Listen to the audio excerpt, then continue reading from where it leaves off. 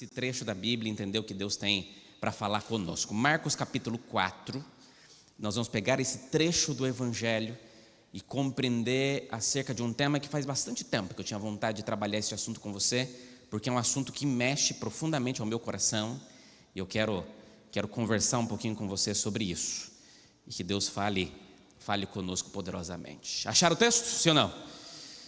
Então feche seus olhos mais uma vez, podemos orar? Paizinho querido, que o Senhor neste momento fale profundamente conosco. Agora iremos abrir a Tua Palavra e que a Tua Palavra seja o recado do céu para a nossa vida. Que o Senhor, ó Deus, possa profundamente conduzir em nós e nos dirigir conforme a Tua vontade e que possamos compreender o tema aqui apresentado e que seja a Tua voz. É a minha oração e ela vai assinada em nome de Jesus. Amém? Amém e amém. Livro de Marcos capítulo 4 vai apresentar para nós um momento da vida de Cristo, do ministério de Cristo, onde ele tem uma cena com os seus discípulos. Os discípulos de Cristo tiveram um papel importante, extremamente significativo durante todo o ministério de Jesus. Entender por qual foi o processo de escolha dos discípulos também mostram como Deus se interessa que hoje nós possamos ser discípulos de Jesus. Então, antes da gente ler o texto, deixa eu fazer uma pergunta para você. Você é um discípulo de Jesus ou você é um membro da igreja? Eu vou tentar explicar isso um pouquinho melhor para você. Você, quando foi chamado por Deus, foi chamado para ser um discípulo ou foi chamado para ser um membro?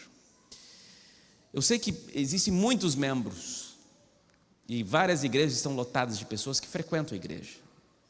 Mas o chamado de Cristo é muito mais do que frequentar a igreja. Não é que não seja importante frequentar a igreja. Vocês estão me entendendo?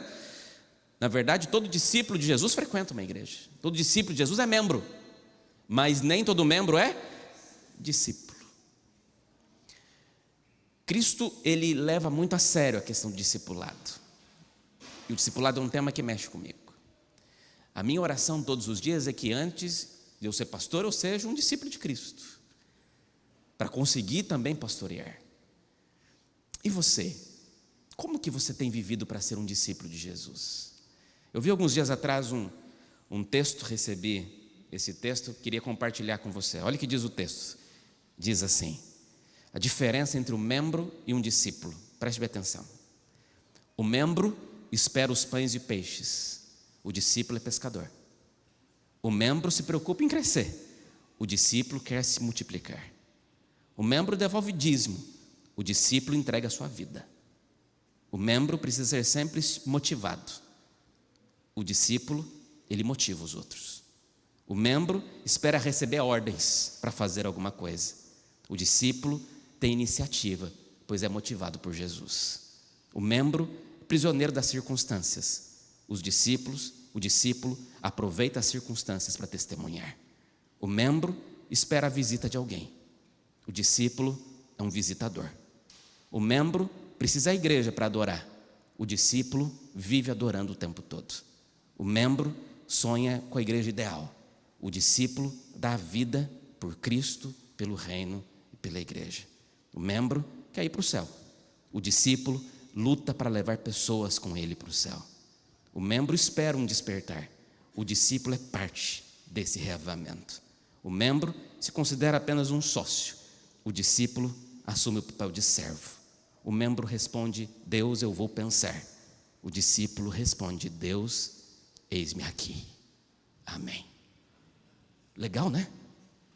Você é membro ou você é discípulo? E é sobre isso que nós vamos conversar um pouquinho hoje. Vamos lá. Marcos capítulo 4. Eu vou ler com você a partir do verso 33, porque é só um pequeno detalhe de como que funcionava o processo discipulado de Jesus. Diz assim, Marcos capítulo 4, 33. É com muitas parábolas semelhantes, Jesus lhes punha a palavra, conforme podiam compreendê-la. E sem parábolas, não lhes falava. Tudo, porém, explicava em particular aos seus próprios discípulos. Deixa eu tentar explicar isso aqui. Se você olhar o capítulo 4, o começo do capítulo 4, vai falar várias parábolas que Jesus contava para os seus discípulos. Jesus, ele era, antes de tudo, um professor. E o objetivo principal de um professor não é só apresentar um conteúdo. O principal objetivo de um professor é fazer com que esse conteúdo seja entendido pelos alunos. Tenho certeza que você já teve professor que só despejava conteúdo sobre os seus alunos, você saiu de lá, não acrescentou nada naquilo que você não sabia, ainda botou dúvida naquilo que você sabia. Na verdade, não é esse o objetivo principal de um professor. O objetivo principal de um professor é que aquela mensagem que ele tem para apresentar seja entendida. E Jesus era assim, Jesus era didático. Quando Jesus pregava, ele pregava tanto para crianças, conseguiam entender, como para pessoas mais experientes, conseguiam entender também. Jesus era um mestre diferente. E Jesus falava isso. Então, quando os seus discípulos ouviam os sermões de Jesus, prestavam atenção porque Jesus contava histórias, Jesus era didático, utilizava narrativas.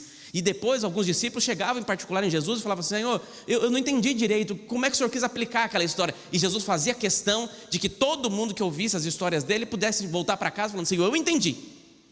E os discípulos, ninguém saiu ali de perto de Jesus sem ter esse entendimento completo. Está claro até aqui? Jesus, ele era didático, demonstrava isso. Porque o ministério de Jesus, o processo discipular de Jesus era diferente do processo que existia naquela época. Deixa eu explicar isso aqui um pouquinho melhor. Olha para mim. Na época dos judeus, na época de Jesus, os judeus tinham um sistema de formação de novos discípulos baseado em escolas das sinagogas. Então, deixa eu tentar explicar isso aqui melhor para você. Como é que funcionava, pastor? Era assim, ó. Se tinha uma criança, quando ela completava 5 anos de idade, os pais dela levavam ela até a sinagoga e matriculavam ela numa classe chamada Bet Sefer. Guardaram? Não? Bet Sefer. Nessa classe ela ficava dos 5 anos até os 10 anos de idade. Neste período, preste bem atenção, neste período do Bet Sefer, a criança de 5 a 10 anos, ela tinha que decorar a Torá. De 5 a 10 anos, a criança daquela época, ela tinha que decorar a Torá, que eram os 5 primeiros livros da Bíblia, o Pentateuco. Quando ele completava 10 anos, o professor, o líder, o mestre daquela disciplina, chegava para cada um dos alunos e fazia um teste com eles, fazia uma prova com eles. E como é que era essa prova que eles faziam com eles? Fazia algumas perguntas para ele. Falei: vem cá, ô fulano, me fala o que está escrito lá no livro de Êxodo, por exemplo, capítulo 3. E ele tinha que recitar. Como é que você interpreta, por exemplo, Levíticos capítulo 11? E ele tinha que dizer. Fazia algum teste. Se esse menino com 10 anos passasse por esse teste, fosse bem por esse teste, ele era considerado um discípulo qualificado. Aí ele podia entrar para a segunda fase da escola religiosa, para a escola judaica. Está claro até aqui? Se aquele menino não tivesse, a maioria não conseguiu decorar, não se dava muito bem para as questões religiosas, o discípulo falava, o líder falava para ele assim: olha, muito bem, você é um menino bom, você tem futuro, mas você, infelizmente, não pode seguir a carreira religiosa. Então, você pode voltar para a sua família, você pode frequentar a igreja, mas você vai voltar para a sua família e vai voltar para os ofícios dos seus pais. Então, se seu pai é pescador, você vai ser pescador. Se o seu pai é marceneiro, você vai ser marceneiro. Está claro? Os meninos que eram considerados qualificados, que ficavam bem, ia para a segunda fase chamada de Bet Talmud. No Bet Talmud, essa segunda fase era de 10 a 15 anos, então eram os aventureiros, depois os bravadores. De 10 a 15 anos, ele tinha que agora não decorar só a Torá, ele tinha também que decorar o Velho Testamento, os livros históricos, os livros poéticos, os livros proféticos, todo o Velho Testamento. Está claro até aqui? Quando eu fazia 15 anos, tinha mais um teste. E aí, como é que você interpreta lá os Salmos 119? Como é que você interpreta lá a parte do livro de Jeremias, de Isaías? Até 15 anos. Os meninos que eram inteligentes, que guardavam, que decoravam o texto, o líder falava assim: parabéns, você pode continuar aqui nas classes judaicas. Para você que passou para a segunda fase, mas não foi bem na segunda fase, você pode voltar para a sua família e continuar no ofício da sua família. Se seu pai é pescador, você pode ser pescador. Se o seu pai é marceneiro, você pode ser marceneiro. Na terceira fase, se o menino foi bem, com 15 anos, ele podia ir para a terceira fase, que era chamada de Bet Midrash. A Bet Midrash, ela era diferente. Porque na Bet Midrash, ele tinha, agora não tinha que decorar mais nada, ele já decorou todo o Antigo Testamento. Na Bet Midrash, ele tinha que ser aceito por um rabino. Um rabino era um mestre famoso. E este rabino, ele tinha que aceitar este novo discípulo. Então, o que esse rapaz que passou pelas duas fases chegava para o rabino? Falava assim: rabino, a frase era assim, ó: me permita te seguir por onde fores. Já ouviu essa frase? Era uma frase que existia naquele tempo. Um menino que passou pelas duas fases chegava para esse rabino e falava para ele: quanto melhor o rabino, mais difícil era conseguir ser aceito por ele. Era como se fossem grandes faculdades hoje. Mas alguns rabinos olhavam e falavam: então tá, deixa eu fazer uns testes com você. E faziam uns testes com você. A frase que um menino, agora de 15 anos para cima, mais esperava ouvir de um rabino, se ele passou por essas duas fases e agora já estava na Bet Midrash, era o rabino falar assim: ok, você está qualificado, segue-me. Quando o menino chegava em casa e falava: papai, o rabino fulano de tal me aceitou como discípulo, era o orgulho da família, tinha festa, porque aquele menino poderia seguir o mestre. E sabe qual era a oração que o pai fazia para aquele menino? A oração que o pai fazia para o menino era assim: Senhor, que para onde esse menino for, que a poeira do seu mestre cubra toda a sua vida. Engraçado, né? É porque a alegria de um discípulo era ser o mais parecido possível com o seu rabi. Então essa poeira te cubra assim, que você fique tão pertinho dele, que tudo que ele fizer, você faça também, para que você consiga ser um discípulo, um talmide, um discípulo. Se esse menino passou pelas duas fases, pelas duas classes, mas chegou nessa terceira fase, nenhum rabino quis aceitá-lo, ele tinha que voltar para onde? Para a família de novo, para voltar para os ofícios daquela família. Está claro até aqui? Tá. Jesus, quando ele chega numa cultura judaica, certo? Nessa cultura judaica, ele vai chamar também discípulos, talmides, para segui-lo. Só que quem que ele vai buscar? Pedro, por exemplo.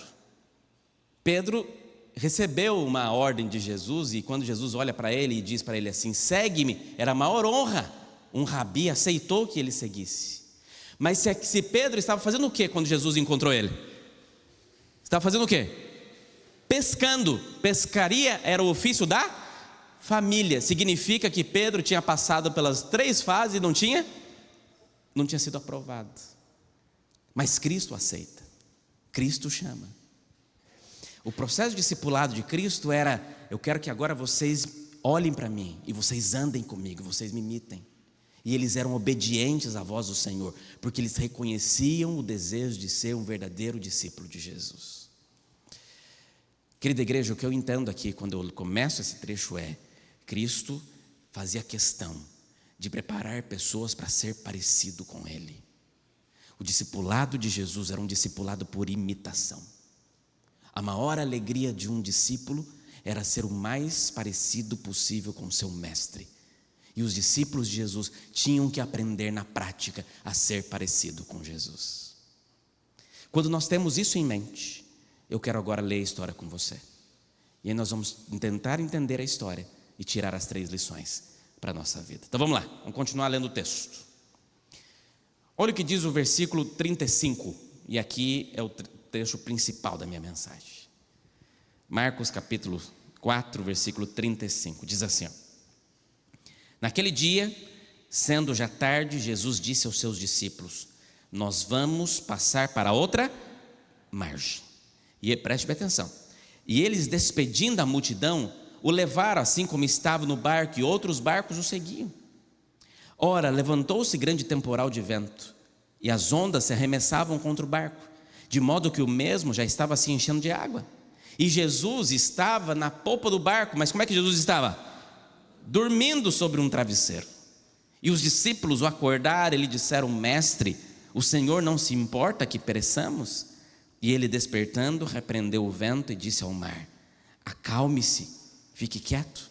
O vento se aquietou e tudo ficou bem calmo. Então Jesus lhe perguntou: por que vocês são tão medrosos? Como que ainda vocês não têm fé? E eles, possuídos de grande temor, diziam uns aos outros: Quem é este que até o vento e o mar lhe obedece? Preste bem atenção, olha para mim aqui. Jesus estava de um lado do lago de Genezaré, do lago da Galileia. Algumas pessoas chamam de mar da Galileia, mas era um lago de água doce. Jesus fez boa parte do seu ministério nesta região. Mas por algum motivo, preste bem atenção no que eu vou dizer. Por algum motivo, Jesus chega para os seus discípulos, depois de falar parábolas, depois de pregar o dia inteiro, já estava talvez no final do dia, todos estavam cansados, pensando um momento para descansar, mas Jesus faz um pedido especial para esses discípulos e diz assim para eles: olha, eu preciso que vocês passem comigo para o outro lado do lago, vamos pegar o barco e vamos para outro lado do barco. Tinha algum motivo, por alguma situação, Jesus decidiu que eles iriam passar para o outro lado. Jesus estava cansado também. Jesus entra no barco com eles. Jesus não era, o seu ofício familiar não era do mar, da pescaria. Os outros sim, Jesus não. Mas Jesus estava tranquilo e ele entra no barco e cansado, coloca sua cabeça sobre um travesseiro e dorme, porque ele tinha uma viagem para fazer. Só que no meio dessa viagem aconteceu que teria uma tempestade. Tempestade. O que Jesus estava fazendo? O que Jesus estava fazendo? Dormindo. E os discípulos estavam ali preocupados, nervosos, com a tempestade que estava acontecendo. E diz que nesse momento Jesus é acordado pelos discípulos, e a frase dos discípulos para Jesus é impressionante, porque eles ouvem assim: Senhor, o Senhor não se importa? O Senhor não se importa com o que está acontecendo? O Senhor não se importa. Olha aqui para mim. Talvez você já tenha dito isso uma vez. Talvez em algum momento da vida você já perguntou para o Senhor não se importa? O Senhor não está olhando para mim, para aquilo que eu estou passando hoje? Olha a situação do meu pai, da minha mãe. Olha como é que está meu casamento. Olha a minha situação financeira. Olha como tem vivido os dias. Senhor, o Senhor não se importa com tudo aquilo que está acontecendo conosco, com a nossa própria vida? O Senhor não se importa, o Senhor não olha para nós, e parece que Deus está em silêncio. Será que o Senhor está dormindo? E é interessante porque depois dessa frase Jesus acorda com calma, e diz que Jesus simplesmente levanta a sua mão e imediatamente a tempestade o quê? Passa. Espera aí, Jesus não sabia que para atravessar aquele lago poderia passar por tempestade, sim ou não? Sabia, mas ele não evitou, podia ter ido no outro dia. Por que Jesus não esperou a tempestade passar? E aqui veio um momento de ensino de Jesus para os discípulos, porque tudo que Jesus pedia para os seus discípulos, ele esperava obediência, mas esperava que os discípulos aprendessem lições em cada uma das orientações que ele tinha. E Jesus olha para os discípulos e fala assim: espera aí, vocês ainda não teve motivo suficiente para crer em mim? Por que vocês estão desesperados assim? Olhem para trás. Por que vocês não acreditam até hoje? Olha tudo que vocês já viram, olha tudo que vocês fizeram. Amigos, deixa eu falar uma coisa para você aqui, olha para mim. Aqueles discípulos tinham pelo menos 4 motivos para acreditar em Jesus. Jesus chama a atenção daqueles discípulos porque eles tinham pelo menos 4 motivos, e mesmo assim eles têm medo. Que motivos são esses, pastor? Primeiro, eles tinham uma promessa. Jesus pede para eles assim: vamos passar para o outro. A promessa de Jesus é: nós iremos passar. Não foi uma promessa, sim ou não? Os discípulos conheciam Jesus? Conheciam. Andavam com ele? Andavam. Tinham motivos para acreditar na promessa? Mas quando veio a primeira tempestade, eles temeram. Por que é tão difícil quando nós temos a promessa e temos a prática?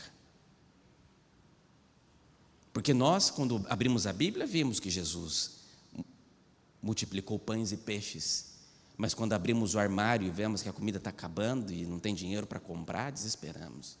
Porque vimos que Jesus curou enfermos, mas quando olhamos para um laudo médico que dizia que estamos desenganados, desesperamos.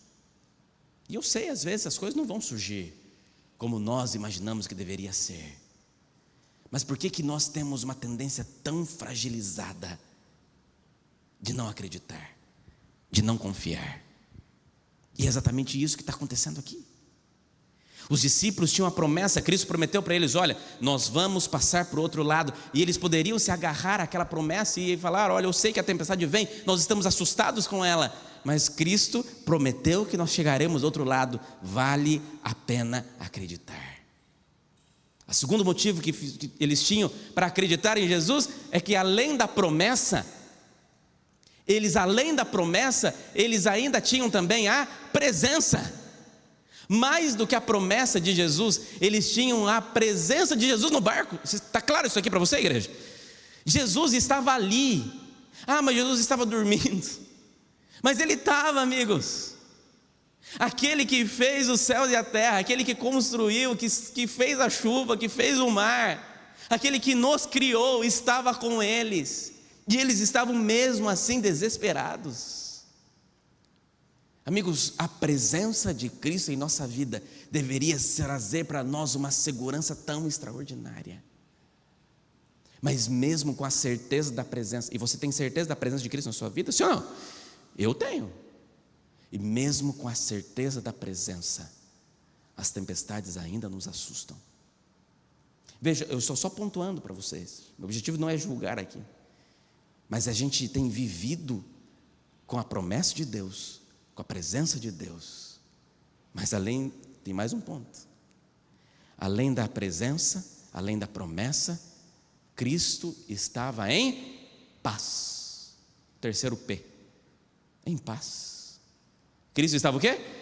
Dormindo, em paz. Eles tinham a promessa, deixa eu ver se você guardou. Eles tinham a promessa, eles tinham a presença, e eles tinham o que de Jesus? A paz.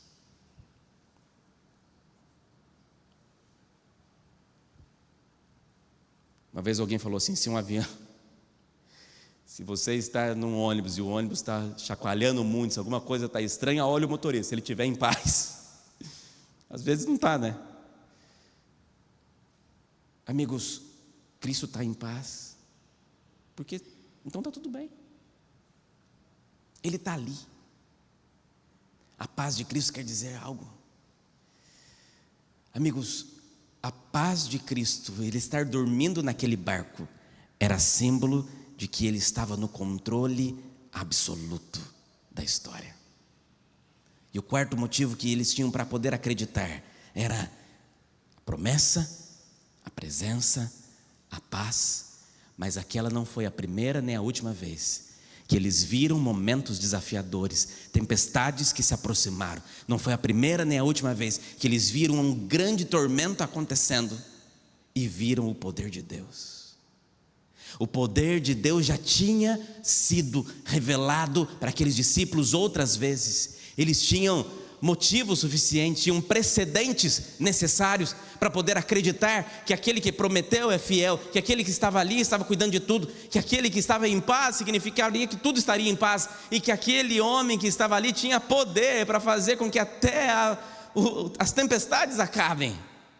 E mais uma vez, parece que o tamanho do poder de Cristo ainda não foi suficiente para que eles não ficassem em paz e tranquilos. Amigos, eu sei, essa história você já conhece, mas eu quero chamar a sua atenção para como termina essa história. Quando nós lemos a Bíblia, os capítulos e versículos foram colocados depois, vocês sabem disso, né?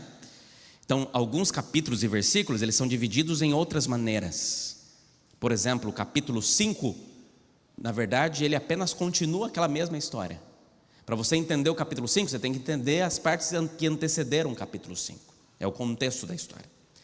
O capítulo 5 fala sobre o restante, depois da tempestade, depois que Cristo acalmou a tempestade, depois das palavras e os discípulos dizendo: nossa, quem é esse mestre que até as tempestades lhe obedece, que até os ventos lhe obedecem? Poxa, eles já estavam andando com Jesus há tanto tempo e parece que ainda não entenderam quem era Ele. E olha aqui que interessante, amigos. E o evangelista Marcos, lembre-se, João Marcos não conheceu Jesus pessoalmente.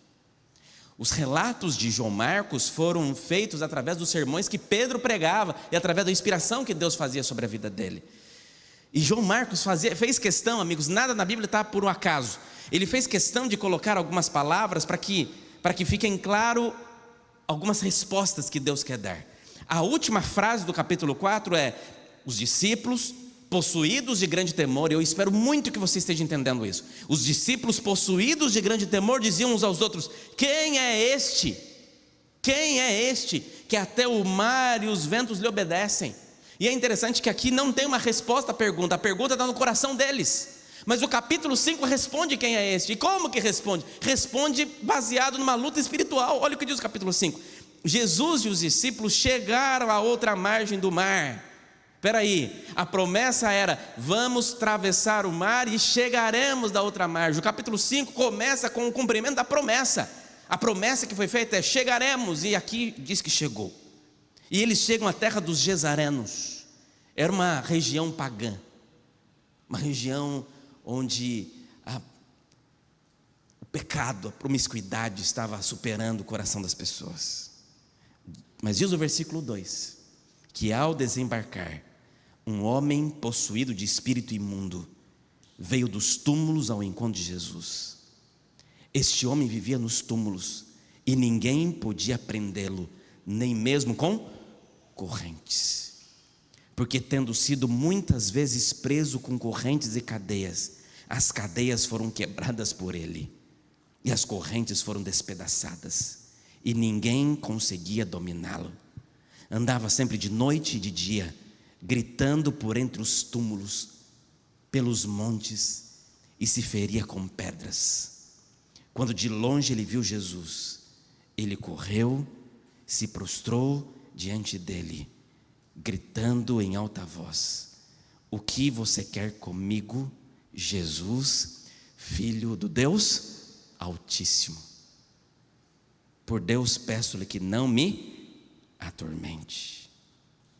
Eu vou parar por aqui e daqui a pouco a gente continua a leitura, mas eu preciso que você entenda a narrativa bíblica. Guarda bem no seu coração. O que Jesus está mostrando aqui na história, o que o evangelista está colocando é uma ordem de Jesus para os seus discípulos. Veja, Jesus é um mestre. Tudo o que está acontecendo aqui é uma didática de Cristo para ensinar para eles aquilo que eles precisam entender. Quando Jesus chega do outro lado, Jesus se depara com uma cena de um homem que está no mais profundo situação que o diabo pode fazer com alguém.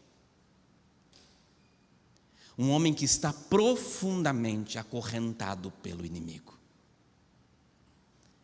Uma situação que se tornou vexatória e vergonhosa para toda aquela comunidade.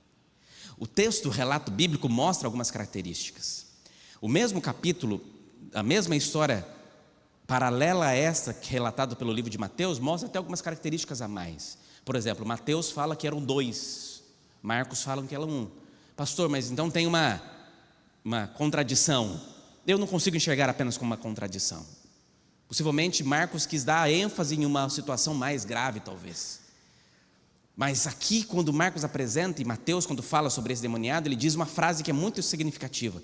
Porque lá em Mateus, capítulo 8, lá fala o seguinte: que ninguém podia passar por onde aquele homem vivia.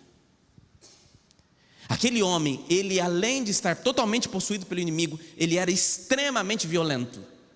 Diz o texto que várias pessoas daquela cidade tentavam aprisioná-lo por causa da situação tão tenebrosa que ele estava vivendo.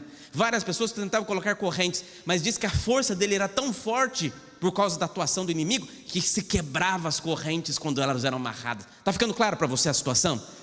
Mas diz, amigos, que quando ninguém podia chegar ali onde aquele homem estava, quem chega? Jesus. Porque Jesus chega. Onde ninguém chega, Jesus chega. Onde não tem solução para a vida de ninguém, tem solução para Cristo. Ele pode entrar e pisar em terrenos que o inimigo diz ser dono. Ele pode agir onde o inimigo colocou bandeira dizendo que pertence a ele. E a história é tão significativa que a partir do momento em que Jesus chega naquele território onde o homem expulsava todo mundo que chegava perto, diz que ele se joga ao chão, possuído pelo inimigo, se joga ao chão, e os demônios que estão nele dizem: você é filho do Deus Altíssimo. Parece que o evangelista fez questão de colocar isso para dizer assim: agora há pouco os discípulos de Cristo que andavam com ele todo dia perguntavam: quem é esse? Que até as tempestades param pela sua palavra. E 3 versículos depois, o próprio inimigo diz e reconhece que ele é Deus. Aqui demonstra que não basta apenas crer. É por isso que a palavra de Deus diz que até os demônios creem e tremem. A pergunta é: o que você tem feito com a sua fé? Eu cheguei num ponto da mensagem, amigos, que eu preciso agora, como pastor de vocês, olhar aqui nos olhos de vocês. Eu sei que está todo mundo cansado depois de um dia, esperando a segunda-feira que vai chegar. Mas eu acredito que você não veio à igreja à toa, né? Acho que você não saiu de casa para vir aqui só para assistir um sermão e ir embora. Eu acho também que você não veio aqui, ou você que está assistindo, porque não teria outra coisa para fazer. Eu acho que você tinha outras coisas para fazer. Mas por algum motivo, Deus trouxe você aqui para este lugar. E mesmo cansado depois de um final de semana e sabendo que a semana está logo ali para continuar, Deus tinha algum recado para você. E talvez nessa noite Deus te trouxe aqui para perguntar para você se você está acreditando mesmo, se a sua fé está viva. Porque se você reconhecer o tempo que nós estamos vivendo, se teve um período em que você precisava exercitar a tua fé, esse tempo é agora. Porque senão você não vai vencer. Porque se você que tem andado com Jesus todo dia, na primeira tempestade está perguntando: quem é esse? Poxa, será que vai ter que o inimigo dizer para você que ele é filho de Deus? Porque ele tem representado na tua vida todo dia. Ou você não tem escutado as promessas dele? Ou você não tem sentido a presença dele? Ou você não tem entendido que ele tem a paz que você precisa? Ou você não tem compreendido de que ele é muito mais poderoso do que você pode imaginar? Querida igreja, em nome de Jesus, hoje o Espírito Santo está aqui para dizer para você que o diabo não brinca de ser diabo, mas ele é um derrotado em nome de Jesus.